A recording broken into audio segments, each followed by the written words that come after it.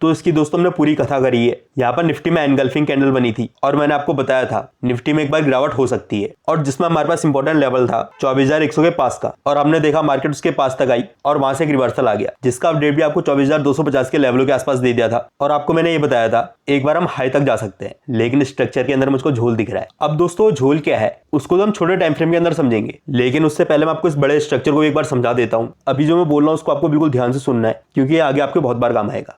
हमने दोस्तों यहाँ पर देखा था मार्केट ने यहाँ पर पहली बार अपने हायर हाई और हायर लो के फॉर्मेशन को ब्रेक किया था, और यहाँ पर स्ट्रक्चर ब्रेक हुआ है। इसका ये मतलब है जो लेग हमारी नीचे से चल रही है वो यहाँ पर कंप्लीट हुई है। और जब भी दोस्तों कोई भी चाल कंप्लीट होती है उसकी जो मिनिमम करेक्शन की रिक्वायरमेंट होती है वो होती है 38%, यानी कि मैक्सिमम टाइम जब भी स्ट्रक्चर कंप्लीट होगा आपको प्राइस कम से कम यहाँ तक तो दिख सकता है, और मैक्सिमम 61% से लेकर 81% तक इसके नीचे प्राइस जा रहा है। इसका मतलब है ट्रेंड भी चेंज हो सकता है, लेकिन हमको साथ में क्या सुनना होता है, प्राइस हमसे क्या कहना चाह रहा है। तो दोस्तों मैंने आपको बड़ी कहानी तो बता दी है, हम एक बार आप इस छोटी कहानी को समझ लेते हैं और अब हम चलते हैं 75 मिनट के टाइम फ्रेम में।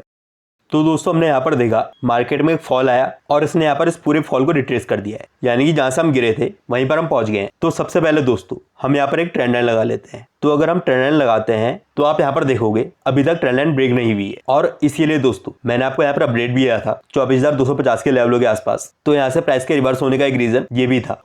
अब दोस्तों आपको यहाँ पर थोड़ा सा साइकोलॉजी को भी समझना पड़ेगा। 23 जुलाई को हमारा बजट आया था और यहाँ पर हमको एक कंफर्मेशन आई जो लेग नीचे से चली है वो कंप्लीट हो गई है। मिनिमम रिक्वायरमेंट कितनी थी 38%, जो कि इसने नहीं करी। और अगर दोस्तों ये करना चाहता तो ये बजट वाले दिन कर सकता था, क्योंकि हमारे टैक्स बढ़े थे, कारण तो मौजूद था इसके पास, लेकिन ये नहीं गया। तो अभी दोस्तों हमारे लिए जो सबसे इंपॉर्टेंट लेवल है डाउन साइड के अंदर वो यही लेवल है 24,074 का। क्या दोस्तों निफ्टी यहाँ तक आ सकती है? बिल्कुल आ सकती है, लेकिन जब तक दोस्तों इस लेवल के नीचे निफ्टी नहीं जाती है, थोड़ा बहुत ऊपर नीचे, कोई दिक्कत नहीं है।